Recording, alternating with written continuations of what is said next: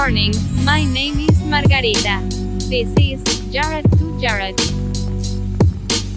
On Week 2 podcast, the Jared will discuss artificial intelligence, medieval happiness, conversations at the dog park, and much, much more. Vámonos, muchachos. Okay, so I've got this vending thing coming up in a couple of weeks from now, right? And it's the I think I was telling you about it. It's MAPS. It's like the something something psychedelic science. Yeah. Yeah, I forgot the full acronym, but they do a conference every year in Denver, and it's like a real big thing. It's like a lot of big name people like Michael Pollan and Rick Doblin, the guy who started it, and Aaron Rodgers, the football player. All these people come and give talks. So they have an art market that goes on like on the side. So I'm gonna go vend at it. And it costs fucking $750 to for the vendor fee. Right. Which seems insane, but I was like, you know what, this feels like a level up. I'm gonna give it a shot. So now I'm kind of scrambling to like get my get stocked up on like prints and stickers, all that sort of stuff, And being in a new city, being in Denver, I just like don't know where to go for it, and I like knew all the people in Albuquerque, so I could like get deals or just do some kind of work trade where it would just be like get a bunch of free prints and stuff like that. So now I'm looking at prints, and prints are fucking so expensive, dude. To get like 50 prints, I was talking to one guy, it's $600 to get like 50 of them, and I was like, holy shit.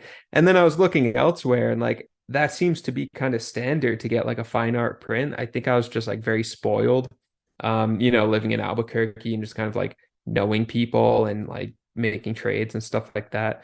So I was feeling all this anxiety coming up, and I was like, fuck, dude, I can't spend, I'm going to put in at least $1,000 into this thing, and I need to get that back, and but I was feeling into the anxiety. This is part of the meditation thing. I was feeling into the anxiety and was like, all right, why am I so freaked out about this? What's going on?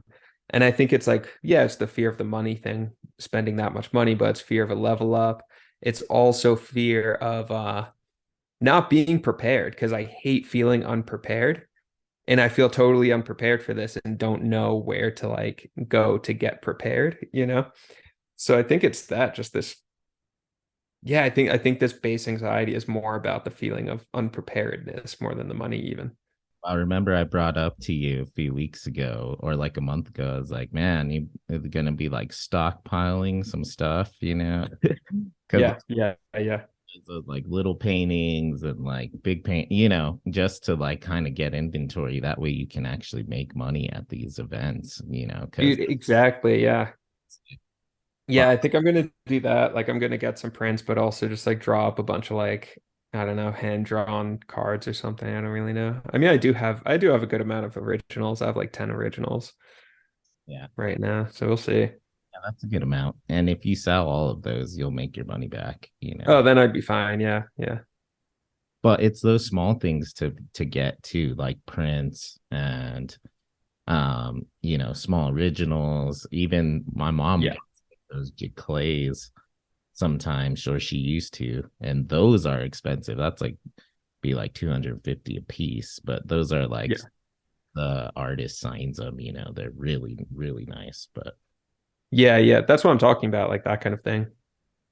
But here's the thing though, like the quality of the prints that you were getting in Albuquerque, I think you could still probably get that for a similar price. Remember, I was telling you with like the colorations and stuff that guy was working with. Right. I think that's something we could even probably do through like Incos or something like that. You know what I'm saying? Yeah. Not to like cheapify it or anything, but I'm just saying an affordable option. Maybe. That is true. Yeah, there's like FedEx or whatever. You can just go and like upload a picture and print it all out. It's just like then on like this like shitty glossy kind of paper. Yeah, and then the coloration doesn't come out the way that it should. And Right. can like upgrade the paper and the boards and stuff that you print on, but it's still not professional quality. Because here's the thing, like Dion my mom and them and other artists that I know here in town, it's like an art. Photographing art is like an art, Oh yeah. and like, Yeah.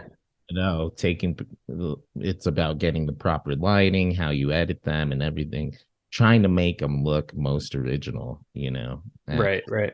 not really doing like Photoshop vibrancy on it or anything, it just making it look really good and then having a really sick printer to print them out on.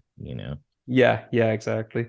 Yeah, I mean that's what I'm learning about like entrepreneurship. It's just like you can succeed at kind of anything. You just have to put all of your time and all of your effort into it, Right. you know? I wouldn't freak out too much though. I'd be more excited about it, even if it's kind of It's a true. bust. It won't be regardless because you'll have it as a learning moment. And like you said, Exactly, yeah. your biggest anxiety right now is not know is the unknown and like not Yeah. being prepared. So Yeah. the only way to really get prepared is trial by fire. And Yeah. of course you could read about it and stuff and reach out to artists, etc. And I'm sure even Dion would be down to rap with you for a while. Uh, Yeah, yeah. but ultimately it's going there, doing it and seeing how the crowd responds to your art because they may really like your prints and don't sell too many originals, or vice versa. They may really like your originals and then you don't sell that many prints. Who knows? Yeah. $600 box of prints. Like my mom has some prints that she's never really sold because people more like to buy her originals, and now she's like in this cool gallery downtown. She just got into one, so she's all Oh, stoked. sick. Yeah. So, Oh, that's really cool. but again, it wouldn't really make sense for her to like invest in prints necessarily. But Yeah, yeah. Yeah, exactly. But what's interesting about it and thinking in terms of the, retreat the other week and sort of like more self-knowledge and stuff like that, it's not even about like because the first layer of it was like I'm freaked about money, and then the next layer of it was no, I'm actually freaked about being unprepared, and then the next layer is well, I'm scared about being unprepared because I'm scared of the unknown, and then the next layer is why am I scared of the unknown, and then that is right. that's probably that's like an existential issue at that point, but I think that kind of underlies all of our like surface level things. You can then pare it back, and then there's these deeper issues that are going on because like you said, everything's your approach to things is always arbitrary, because someone else could be in this position totally psyched, like yeah, hell yeah, I'm doing this thing, it's going to be a level up, can't wait. So it's your response to a situation says more about you than it does about the reality of the situation, and then it's about getting in touch with whatever pieces of you are coming up in that process. Exactly. Yeah, and a lot of our anxiety and fears are, when we peel back the layers, we're just on the base. Yeah. And Yeah. they baseless ultimately. Yeah. And Yeah. a lot of our anxieties are actually just, fabrications, like these. I'm trying to think of a word, but sort of like arbitrary fabrications that we make up on our own, we construct on our Yeah, own they're contrived, right? ill fears to even work. Like part of this could be a sort of just like imposter syndrome, anxiety about, not having like made gigantic amounts of money or done gigantic shows yet, etc. When as you shouldn't worry about that at all because your work speaks for itself. It's great. Your time you've spent in it over the past few years, giving up your life for it essentially to Yeah. Yeah. be an artist. Like that Right. Right. translates. You don't I was listening to a podcast and they said a quote from can't remember what the director of big Marvel director, but essentially never make movies that you or art in general that you think people want to buy. Yeah. Make art that you think is awesome and cool, and then people will buy it because there's Exactly. Yeah. out there. Like they're looking for individuality, something they can relate to. That, then there's so many different things. It's really hard to be like, oh, this is what people want to buy, or this is the way Yeah. I should only sell these or only sell that. You do you, and you'll be successful, I think. Yeah. Yeah. Yeah. How do you relate to the unknown? I think life is unknown, and for me, ultimately, like what's going to happen after graduation? Is my dissertation going to get accepted? It finally did, etc. What's going to happen when Dolly's 9, 10, 11, 12? Yeah.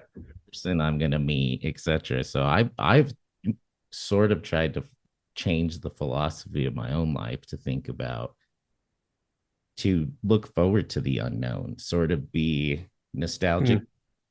And it's sort of the clean slate thing. Right. There's actually a freedom in knowing the unknown and looking forward. It's like watching a movie. If every movie or book we knew the ending before we even started it, we wouldn't have a completely different relationship with the story. Right.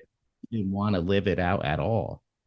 Yeah. But don't know the unknown, chance, that all creates thrill, thrill of life. And that's like the Right. thriller movies, even, it wouldn't exist without unknown, the unexpected. How we're Yeah. going to get out and survive, or make this certain thing happen that we want to do. Whatever it is, everything is unknown until it actually happens, and then we can look back on it and reflect our own. And that's where life really happens, right? Like life really happens in that space of the unknown. I mean, that's rich soil. Something can happen there if you're hanging out in the space of the known constantly, or your comfort zone, essentially, right? Where can you go from there? Nowhere. That's stagnancy. And stagnancy is essentially death, Right. you know? Which life should be a continuous stacking of these things that we can find comfort in, though, too. I don't think that being able to relish in your successes in comfort is necessarily a bad thing. It's how we struck that comfort, or when we think that the comfort level has been met, essentially, I see it always as like a building project, sort of. Yeah.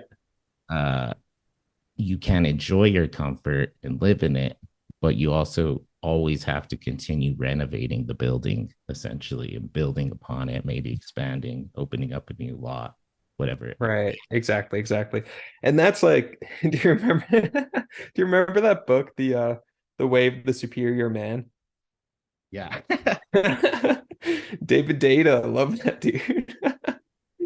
But he had this whole thing in that book where so good. He talks about your life as being your life as being made up of concentric circles. That's the image that he uses. And then each one of those circles is your purpose, and you think it's your core purpose, but once sort of the karma of that purpose is used up, it dissolves, and then you're on to the next layer of purpose. So he goes, for example, let's say you're 20 years old. What's your core purpose? You're just like trying to get laid or something a bunch, right? And then, okay, now you're 25. What's your core purpose? You're trying to really establish yourself in the world, support yourself independently, all of that stuff. And then he goes, okay, now you're 30. What's your core purpose? Maybe at that point you're meeting a long-term partner and even talking about creating a family or whatever, right?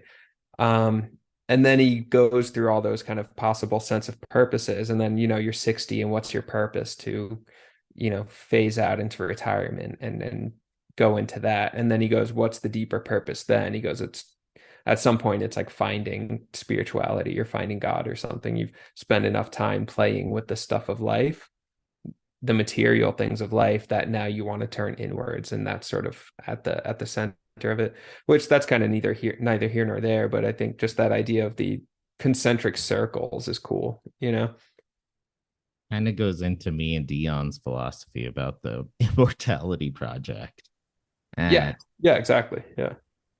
what is legacy going to be? What's your life's project? What's the end Right. to?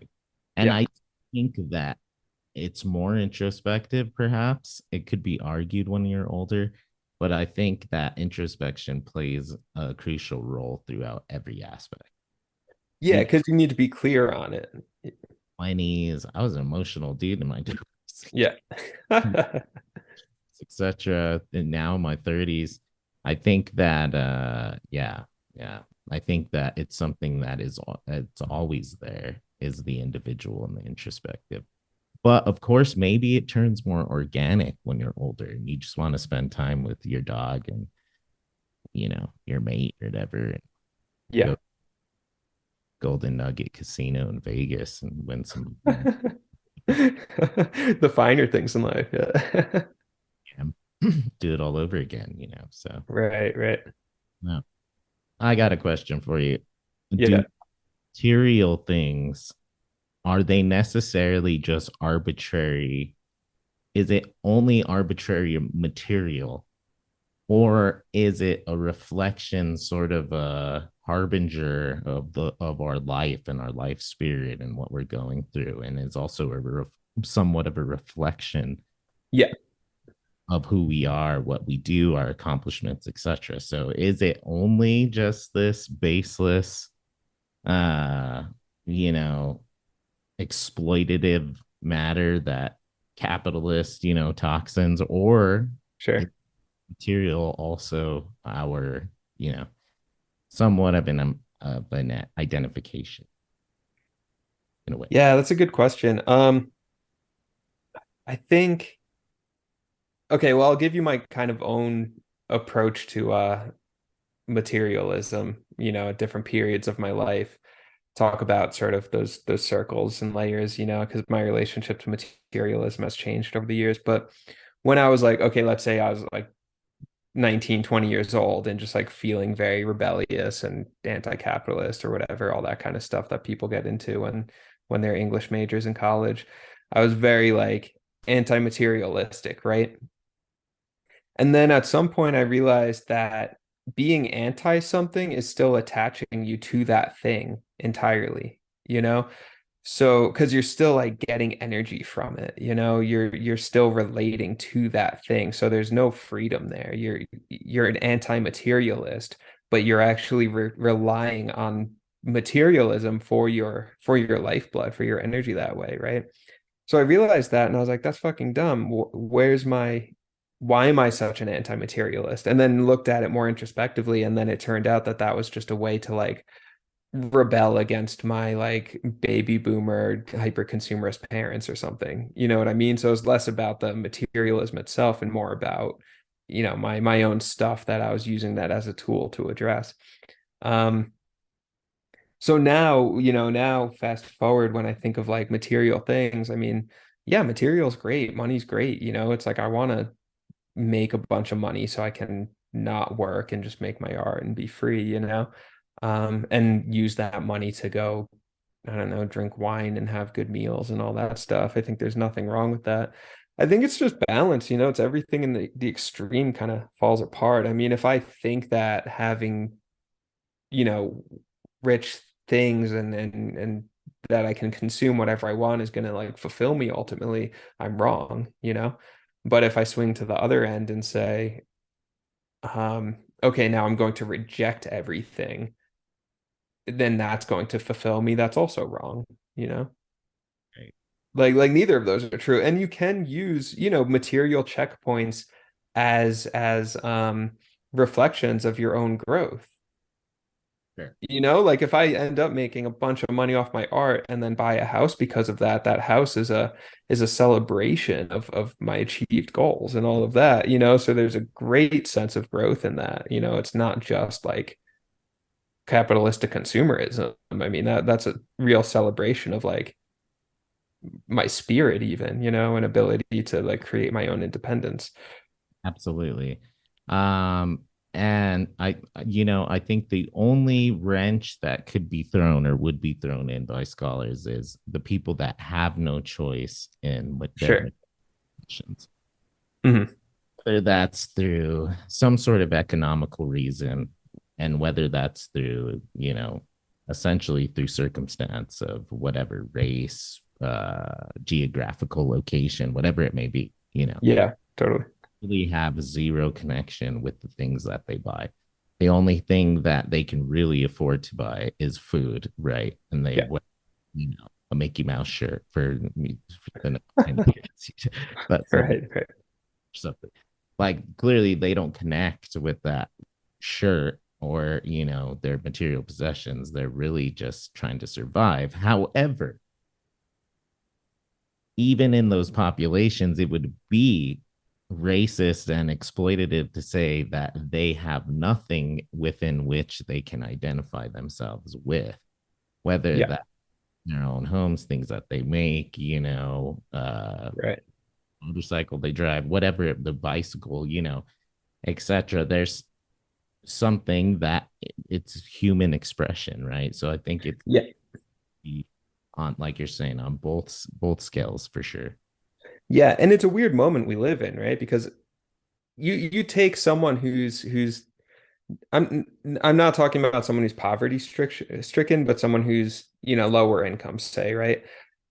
They're still more materially well off than a medieval king of England, right? Which is, but then still hyper dissatisfied and super stressed out about economic realities and all that sort of stuff, even though they have access to more food than fucking royalty 500 years ago. So it's a weird kind of thing, I mean, but then they're of course way more stressed out than, someone who's wealthy 500 years ago. So I don't know, where does our sense of satisfaction actually come from? Is it all about like the way in which we, comparison to other people? Is it because of just American inequality that someone in that position, even though their fridge is full, they're still pissed? Hard to say though, because how happy were people in medieval times, Yeah, or sure, fair enough. stuff? It was probably terrible. And like, 30, just like I lived a great old age because it was so stressful and like scary and wars and Yeah. Gusteau back then. Freaking, uh, was that one movie with Adam Driver? And did you watch Ben? Oh man, Matt Damon and Adam Driver. It's like a Yeah, movie. The Last Duel. Last Duel. Yeah. Yeah. He talked about it just like, oh, I got to make some money. Gonna go to war real quick this weekend. That's, you know what? Yeah, that's a good point. That's a really good point. I might get my leg chopped off. I don't know. We'll see if I'm like, That's true. Or even like even if you're like a prince at the time, it's like and you get a cavity in your tooth, you're gonna have to have someone fucking rip your tooth out with pliers and shit, without anesthesia. So it's like, yeah, people were happier back then. It's like we're right. and if we lived back then, it would have probably been so stressful, like the worst. Just like this is the worst. This is a bad time to live. Like Yeah, yeah. streets, like fucking kings and assholes. He's So only that's a good question though. Like what's the happiness level of like a medieval royalty compared to like someone making $35,000 a year in the US today? $2,000 a year, like middle class person in the lower middle class in America today. Yeah. I would say the middle class person's happier. I really would. I mean, ultimately, we may complain, but we have a space, which means we don't complain all day. Like a lot of people can go home and we play Fortnite and freaking listen to podcasts and like hang Yeah. out if we have them. And if we don't, just single dudes can still, or single people can, live their lives now, hang out with friends, jump on apps. Yeah. TikTok alone is saving people's mental. I don't know about that. Yeah, it's probably Rudy, but I would say that there's an argument to be made that it's just a new form of like really good entertainment. And I think that back in medieval times, a lot of dudes probably would have like a lot of wars wouldn't have happened, I think, if people like had TikTok, and like a lot of people wouldn't want it to have like gone to war and like murdered people. Just like, I don't know, man. I was watching like Jack Black freaking on TikTok. Is like, at this crazy wine festival. It's awesome. Yeah. Yeah. So I don't know. All right, wait, how about this though? Because I was talking to we're making a podcast, of course, where we talk about stuff. Of course, AI is going to come up. So I was talking to Ashley the other day. Topics I wanted to hit on. This is Yeah. Oh, it's ridiculous. on AI, but go ahead, go ahead. Yeah, but so I was talking to Ashley and she was telling me how on Snapchat, I don't have Snapchat, so I didn't know, has like an AI option now where you just like embedded in the app as your AI friend. You can just Snapchat, Charles, your AI homie. And that's a shift because previously I would have had to go like that technology already has existed for however long, a couple of years or something, but I would have had to go seek it out, get like the replica app, specifically download that in order to have my AI friend.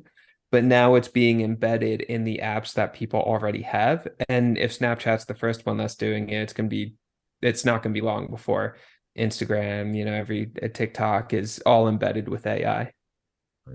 Asking if you want GPT to be embedded. So Yeah, exactly. So we're going to see that it's not just going to be on like the peripheries of our society where all these kind of like tech nerds are into it. It's going to be something that, my mom on Long Island is going to be like interacting with AI.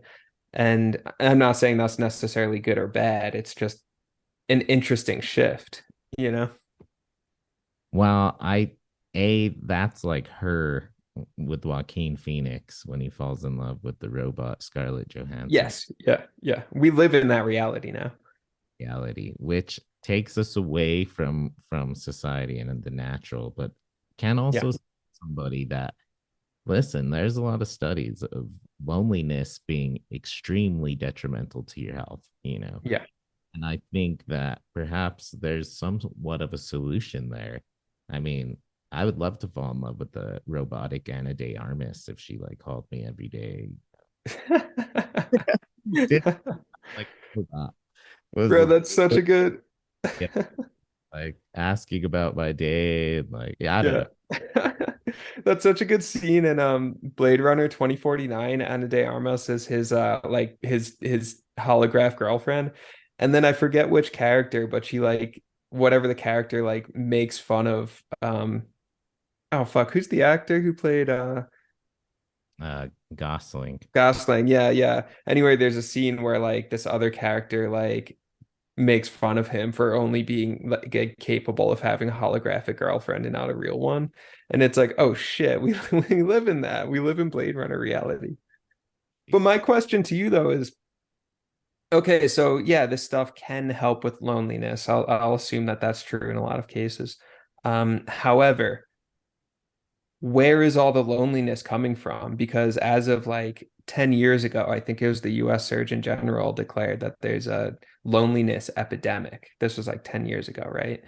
Um, Around the time that social media was really, really taking off. So is social media perhaps, I know correlation doesn't equal causation, right? But is social media causing or creating an environment of loneliness and then um, introducing a supposed solution to that loneliness that's then just going to exacerbate the environment of loneliness? Talk about capitalism, right? I mean, like false scarcity. I also think that it's an echo of a culture too. Like I Yeah. just imagine John Wayne or like 1950s man. Lonely. I swear to God, I'm a lonely man. I'm very lonely. I mean, maybe occasionally, but I don't see the like white hegemonic companies back then even doing surveys on loneliness in the 50s, Sure. much less hyper masculine freaking golden ager admitting to the fact that he's lonely. Like, Yeah. walk through the depths of hell in World War II, and he's saying he's fine, doesn't want to talk about it. Meanwhile, he's beating the shit out of Lassie every chance he gets. But Right. it's an echo of culture, and through social media, we're more able to connect with each other and be like, it's okay to express. Right. Interesting. Yeah. Yes, I'm not completely, Sure. uh, dismissing the fact that, hey, spend too much time perhaps on these devices sometimes, etc. But even video games, like you're no longer just doing nothing at all. You're also hanging out with the community, talking to other human beings, etc. So I think it's a double-edged sword there. I wouldn't Yeah. say necessarily that it's causation equals. I would say in my own estimation, my own life, at times I think that social media is taken away from shit. I could have learned Portuguese by now or Spanish or Yeah. been really good with it or Japanese, whatever the heck. Right. Learn chess or something. Instead, I was scrolling, whatever it may be. So there's that aspect. That's just straight up negative, I would say, my aspect. But on the other hand, I've had literally like Dalton wouldn't be here if it wasn't for Mark Zuckerberg, or take from MySpace. That's how me and Hillary really got together. And then, I've had like a bunch of other relationships, even friendships that like from school, people reconnect, whatever. And now as a like, single dad, whatever, in a really small town, it's come in handy, old Zuckerberg Yeah. Yeah. been a good wingman every now and then, that website, so like it's actually connected me to people is my point ultimately. Yeah. Yeah. That's interesting. Dude, I entered a new discourse community today. It was weird. I took Ashley's dog. I don't know, she was supposed to bring it to, I don't know, dog daycare or some shit, but couldn't today or something, whatever. So she asked me if I could take care of the dog, and I was like, yeah, sure. So I'm bringing this dog, this little it's like a golden retriever cocker spaniel mix thing. And I bring it on a walk down to this park, and then I'm just throwing a ball around with it, and then this other dude shows up with his dog, so I start like chatting with the guy, and then another guy shows up with his dog, and then these two guys seem to know each other because of their dogs, and then I was talking to them, and it was funny because there's some like awkwardness because I don't own my own dog, so I never like had the like dog park conversation before, and like didn't really know how to do it. So I was just kind of like, so what's your dog's name? Am I supposed to ask your name too, or just your dog? How's this work, What's this guy's name? Last name? Was it? Oh, What's your dog's last name? trying to get. I've been trying to get you to get a dog for a while. I think you'd be a good dog guy. It's a I it's think, yeah. good. It's a good discourse community to be in. Everybody's real friendly, and it's Yeah. like I don't know. Come on, Snow. Dogs are cool, man. They love the dogs. It's good for the soul. You're outside chatting. It's good Yeah. community. Yeah. So, yeah. Yeah, no, they're cool. But it's like I think it must be different with your own dog, because with Ashley's dog, it's like the dog doesn't fully trust me yet, and like I don't fully trust the dog yet. Like I took it off the leash for the first time today. So I was like nervous that it was gonna fucking run in front of a car or something, and then it like runs up to this other dog that's like clearly kind of mean, but like Ezra, our dog, is like this, like it's like 6 months old, so it doesn't know that there's mean dogs out there, and it like almost got bit, and I was like, oh shit. But the thing is, though, is you're exactly right. I got Hagrid. The guy could fit in the palm of my hand. Now he's taller than me. Yeah. And but he is like, he knows the drill. Guy's on it. He's Yeah. he knows the sounds, the danger, like shh, no, like Yeah. my voice and stuff. Where, yeah, I'm like fully no leash, whatever, downtown. Even guys Yeah. completely just will walk next to me, whatever, anytime he going a little far, just call him, he's fine, So, but again, that's because I got him little, you know. Yeah. I'm- when they're older, it's hard to get to establish that bond. And some people would say that's not necessarily true, and it's true. You can get a good bond with a new dog, but it's just not the same. It's not the same. Yeah. He's a little tiny mean tune. So Yeah. Like me and this dog Ezra, maybe, I don't know, in like 6 months or something, we'll be like homies and I trust Ezra and she's like walking beside me and all that sort of thing. But right now there's an awkwardness, it's like I don't know, it's like the stepfather or something where you're just like, I don't know about you, man. Like yeah, dog just like looks at me all the time, like he's just like, grilling me. that you're leaving. Yeah. But hey, they're little mammals, and they live on a similar system to us on the domestic. So you just got to get in and get the trust, and then she'll be good. That's true. That's true. And stuff, and Yeah. etc. And then you'll be able to ask normal questions at the dog park and stuff. What's what's your dog's last name, bro? What does he do? What does he do? Oh.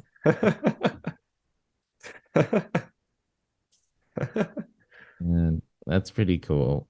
Yeah. Yeah. Freaking. Wait, here's another dog question though. Because can dogs have like something wrong with them, like mentally? Oh yeah, absolutely. Okay, because sometimes with Ezra, like I think it's I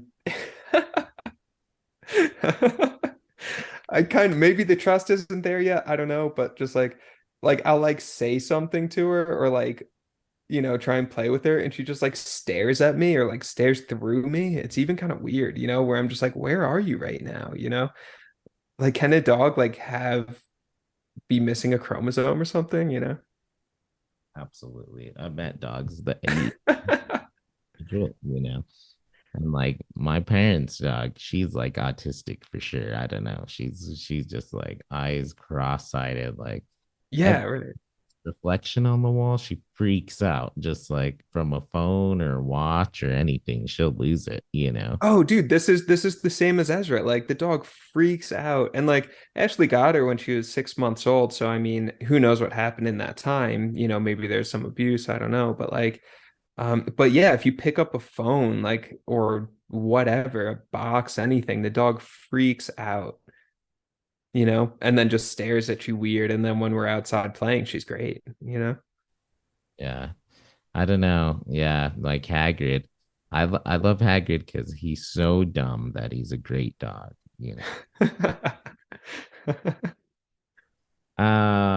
What's the how was the retreat? How was it? We don't have to get too much into it, but Yeah, sure, we can, whatever. It was hard. It's always really, really hard. I mean, just physically, like, because you're sitting there focusing on your breath, or trying to anyway, for up to 10 hours each day. So it's grueling, it's very difficult. Um, and then you're sitting there, and then the idea is that you're cutting out all the distractions. No phone, no conversation even. So you're just sitting there with your stuff, your own personal stuff. So you're sitting there and maybe some anxiety will come up, and then it's like, okay, well, what's this anxiety coming from? Because there's nothing going on here. I'm sitting in silence. Where is this anxiety coming from? And then you start to listen to it, and then maybe it will tell you something, maybe it won't. But the idea is that you're kind of turning this is the wrong phrasing, but you're turning your mind off so that your body can then process everything that it has been storing for the past, in my case, 31 years. It's like in like trauma studies, like the body literally is holding on to everything. So there's moments during these retreats where I'll sit there, into the 8th hour on the third day or something, and my mind will finally calm down and get very, very quiet. And then my body kind of starts to take over, and my body will just start to like release pain and release stuff that I was holding on to, you know? Yeah. Yeah. So there's been big releases, you know, where I'll be in there weeping, you know, about something that happened 20 years ago, right? Um, So and for then, search and identify, you know, this mm, help explain to me this. yeah, Okay, so you're there meditating, etc., right? yeah, How can you fix the problem by only identifying the problem? Like it seems to me that all the trauma I've gone through in my life, like a lot of it anyways, was dealt with by like actually having a conversation with the person that it happened with or addressing it in some sort of material physical way, you know, not yeah, acknowledging it, but mm, also by uh doing something about it, like speaking again, communicating it yeah. some way. And maybe that's the answer there is the communication is through the therapy, but I don't know. Yeah, no, that's I mean that's a beautiful, beautiful question. So in my experience, I mean it's not an either or question, right? I mean like having conversations with people that, you know, maybe there are some issues with or whatever. That's really healing and that's really important for sure. You know, I'm not discounting any of that. You know, I think there are you know, a myriad of ways to deal with our stuff and trauma and all that sort of thing. This is one tool, and it's a tool that has worked very, very well for me. Um, and what's interesting about it is, okay, let's say it's something that happened, okay, 20 years ago, right? Maybe that person's not even around anymore, right? Or maybe their relationship just, and these are all hypotheticals, but maybe the relationship got so toxic that they're gone. They're not in your life at all, but your body is still holding on to the instance of whatever it was that happened. So then you're going in and releasing that energy that got stuck inside of your brain, inside of your muscles, all of that, releasing that energy for yourself, you know, and then you leave and it's weird. It just happens. It's just gone. And this has happened to me where I will feel like all this tension in my body and then it will release and it's gone and it's gone and that's it. And then if the person is still around, you know, can I follow up and go talk with them? Yeah, sure. And I have, you know, I've had like a lot of conversations with family members where it was like during this meditation retreat, I remembered this really fucked up thing that happened. And, you know, I'm feeling angry at you. I know it was, you know, 25 years ago, but I'm feeling angry around it. Can we have a conversation about that? And then that becomes part of the healing process. But I had to do my side of it first, if that makes sense. Yeah, sure. Absolutely. And that's the thing. You can't, if you had a war, if you're in a war or something, you can't go talk to the soldier Right. shooting at you or Yeah. senator that said we should go to war necessarily, right? But there's got to be some way to release um said trauma. And yeah, yeah, I think this could be one way. It Yeah. even think how the body self heals itself, that maybe moments of post-traumatic stress disorder trauma when you're thinking of what happened and you're there in the moment, maybe that's your body trying to heal itself, being like, let's acknowledge it, let's identify with it, and let's face it on a Yeah. personal that Yes. move past it, you know. Yeah. Fortunately it's the repetition of it as well. But I think in combination, though, it's a good thing. I Yeah. also think that like even just community, like were we talking about this last time? But I know we've talked about in the past Sebastian Younger's work on why soldiers miss the war, etc. And Yeah. it ultimately boiled down to tribalism. There's no tribalism when they come home, you know, and Mm. native soldiers have far less PTSD than non-Native American soldiers because they come back to a tribe. They come back to Right. care about them, include them. There's not a disconnect through social media, through all this weird materialism, social stigmas, what have Right. you. Kind of losing my thought here. Oh, yeah.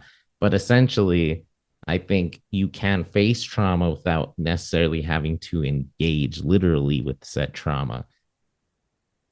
You just have to acknowledge it, and then community, talk about it, therapy, meditation, etc. You can actually move on past it without even having to have a literal confrontation with it. That makes sense. Yeah, no, that makes complete sense. Like I had one release, like not this the retreat before this past one, where some I didn't even remember this instance, where something really intense happened, and I didn't even remember it. And then it was repressed, it was a repressed memory. And then this memory came up, and it was scared the shit out of me. And I was crying, my body was like shaking. And I still need to work through it some more because it was deeply buried. And then it came up, and it was like it felt like a missing piece, kind of. And can I talk to can I talk to my family member who was involved in this? And we were both, children pretty much. And it's like, I don't know. It's kind of a weird thing because it's like, where we talk, we're friends or whatever, but not like super close where we talk about like deep stuff, and I don't necessarily feel comfortable bringing this thing up. And I kind of want to, but I also don't know if this family member has like the capacity or willingness to, have that conversation. Maybe they do, maybe they don't. But for right now, at least, I just feel comfortable like I'm, just processing it myself. And they're a good person now, they're a safe person, and I enjoy my time with them. So it's not something that I'm like holding against them, in their current form. But it's weird. There's some memories we have with people that we're so afraid to ever talk about that. Right. We are like afraid of the adult reaction to what happened, or like the interpretation of said story. Or is it the pack that both members were repressing? That was like the brain agreement on both ends. Oh, interesting. Yeah. Agreement, and you're sort of breaking that pact by bringing it up. I don't know what it is, but there is some sort. But that's why it's also so healing for you, whether this person can even process said conversation. It's never really about the other person. It's about you being able to communicate something that'll make you feel better. And I'm not saying Yeah. go or whatever. Yeah. Yeah, exactly. That's genuinely thought behind it necessarily. Yeah. So Yeah, yeah, yeah. And a thought came before when you mentioned kind of like PTSD flashbacks as the body almost trying to like re-remember it so that it has an opportunity to heal, right? Um, I think that's what patterns are too. Like when we get caught up in behavioral patterns, it's almost like ourselves giving ourselves another chance to cross that threshold, so to speak. Like let's say, for example, I don't know, someone has like a pattern where they find themselves in abusive relationships over and over again, that sort of thing. Um, there's one level at which it's like, wow, maybe you're like, or okay, wait, better example or a more specific one. Someone who is in an abusive relationship that's reflective of their, abusive parents' relationship, right? There's a way in which we put ourselves in these patterned situations over and over again so that we have another chance to fix it. Like there's something almost endearing about that when someone keeps up a pattern. It's like giving themselves another opportunity to redo that pattern. right, right. That's an interesting thought. Yeah. Uh, is the pattern a healthy one though? Is it sort of an endless puzzle No, that it's totally unhealthy. labyrinth, you know, of Yeah. yeah. Um, I don't know. I don't know. It's interesting to think too. How did people deal with mental health back in medieval times? Just jump on a Wow. horse out to the forest, you know, I don't drink a bunch of wine, go You hunting. know, that's oh man, cool question. It probably depended on the society, right? I mean, I'm sure there's, societies that were, I mean, shamanism and stuff like that, right? I mean, in like every culture, well, as far as I know that I've read, um, seems to have had some sort of like, healer figure who would heal through dreams, through whatever, psychedelics, through whatever. It doesn't even matter, but they had some kind of healing figure who worked with that kind of stuff. Right. Um, but Like then were there other societies that were just shitty ass societies where everyone just like, yeah, I don't know, just fucking peaks, like the oracles that people would go to, those oracles, right. the stories of those oracles in that literature class I took, magic and ancient religion. Yeah, The stories of those oracles were wild, you know. And that was like the town psychologist, you know, exactly, exactly. therapist would help you out, whatever. Yeah. Three creepy dudes exploiting some like some young girl who they said had special magical powers and you know could basically give you advice on your PTSD essentially. Yeah, like exactly. Yeah. I mean, they weren't using that language, but even in Buddhism, which, I can speak a bit more lucidly to that because I've studied it more. But like if you look at like old Buddhist texts, like 2000 years old, they're talking about the same exact thing that psychologists are talking about today in terms of trauma and healing and all the stuff we were just talking about. They're just using different language. They're using all this like hyper specific Buddhist language, but they're talking about the same thing. They were essentially the psychologists of their day. Sure, sure. The same with the, you know, even what's happening with Jesus and Christianity, Muslims, etc. All religions pretty much. The elders now and like Jehovah's Witnesses or the brothers and the Mormonisms or whatever, you know, Yeah. these like quote unquote theoretical therapists, you know, or guides, self-help guidebooks, stuff like Yeah. that. Look to back then, still do now, you know. But of course, the issue is the exploitation of the members. And Yeah. Yeah, of course. Yeah. that's another conversation in its own. But Yeah. Seeing where there's societies that were just like fucked up, where they would, like you said, just like go to war, get PTSD, and just like ride their horse around, drinking a ton of wine and going to brothels. Like, yeah, definitely. It's like, and then even look at like plague times, right? I mean, like, okay, one thing I'm curious about your thoughts on is I think you can see the European contact with America as coming from um plague era PTSD because the plague was happening. I think I'd have to look it up just to be sure, but I think the plague was happening in full force in like the 1300s, right?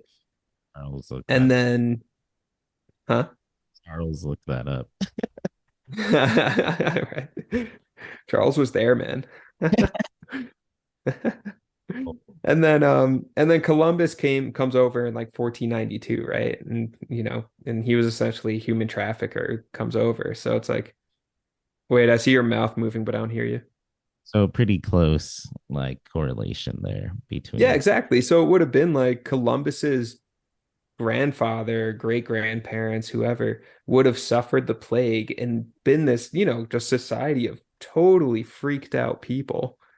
right. 1/3 of the European population got destroyed by the plague, and it wasn't just that they died horrible, terrible, scary deaths, you know, Right. babies sucking at the breasts of their decaying mothers, like shit like that, like insane. Yeah. Culture doesn't come back from that easy. No. So then that happened, and then just a few generations later, you have all these like frantic Puritans like coming over to the new land, hoping that it's going to be better. Right. There's a great movie, Robert Downey Jr. movie called Restoration, where he's a doctor and like during the Black Plague. And Oh it's God. really is about like coping with still trying to be a human being in this wild time, you know. Yeah. And yeah, it's crazy. Like meets Meg Ryan and stuff. It's a really good It sounds movie amazing. nobody talks about.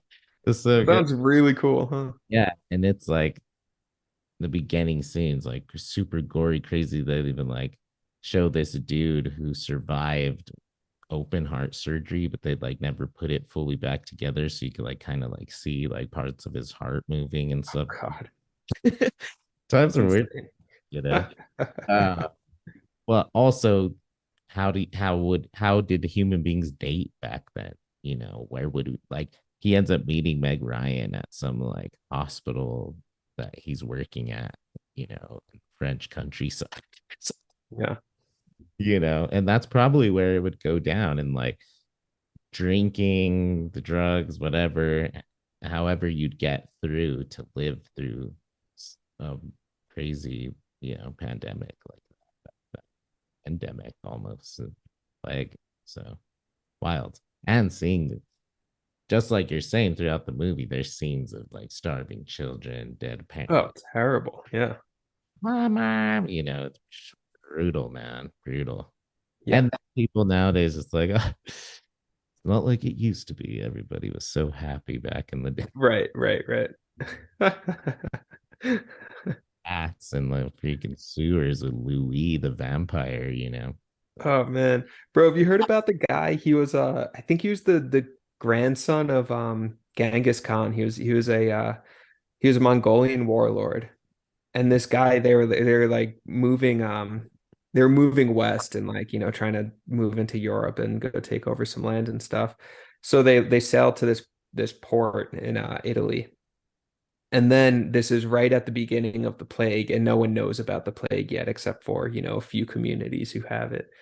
Right. So this guy, this Mongolian warlord, he notices that a bunch of his soldiers are dying off of some illness, some mysterious illness, right? So then he takes the dead, rotting bodies of these soldiers who died from the plague, puts them in catapults, and launches them into this port in Italy as biological warfare, right?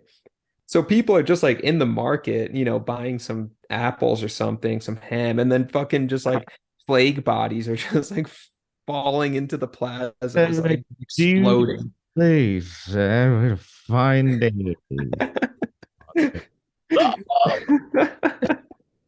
He, then this guy is like single-handedly responsible for accelerating the plague like 100-fold. good job, buddy. Very good job.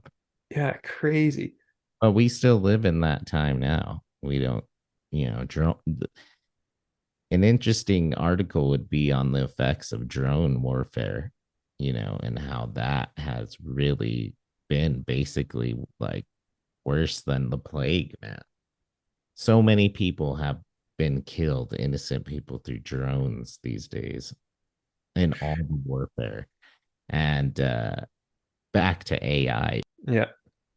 Speaking of that, there's one thing I wanted to say about AI. Yesterday, I had a blast, man, for like an hour by myself, just asking it questions to like pitch me a story.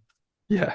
Uh, and I would just tell it to pitch me different stories. And then we're like English majors, so I was asking it all kinds of different questions to try to prompt it to like get me to like, what's the characters? Who's that person? And what is this conflict you're talking about? Oh, cool. And like, man, after a minute, you know, an hour, hour and a half, I was reading the coolest story and like collaborating with the AI. It was awesome. Whoa. We were working together, man. And I'm That's cool. That's taking cool. points and stuff, and we were doing multiple books. I even had it all the way up into the point because at first it said I couldn't do it, but after asking it all these different questions with the same story, all of a sudden it was able to start writing out the script scene by scene. Yeah. Yeah. It is, you know, it wasn't like the best, but it was pretty interesting. One of them, I asked it to write a sci-fi drama in the style of Frank Herbert's Dune that included a Native American casino, and it came up with Casino Chronicles. It was the most incredible What? we did about this cosmic casino out in the edge of the galaxy that's like hidden within like cosmic clouds. You go there, people go there from around the universe. And the games are high stakes, not only for money, but for life and like, Yeah. cosmic. Oh, that's so cool. We had characters of like one girl's there trying to solve a mystery of some sort in the casino, and like there's this one warrior dude who's, I'm just telling you, it was so sweet. And like the council that ran the casino, like different characters within them, and like spirit guides, and this crazy like spiritualistic sci-fi, as Chat GPT put it, is What? yeah. Sounds cool. The Casino Chronicles. Casino Chronicles. I want to write it, man. I'm gonna ask Chat GPT. Remember the Casino Chronicles? Let's do this.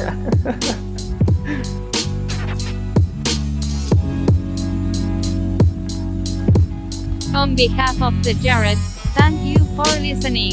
You can reach the show at jared2jared@gmail.com. Adios.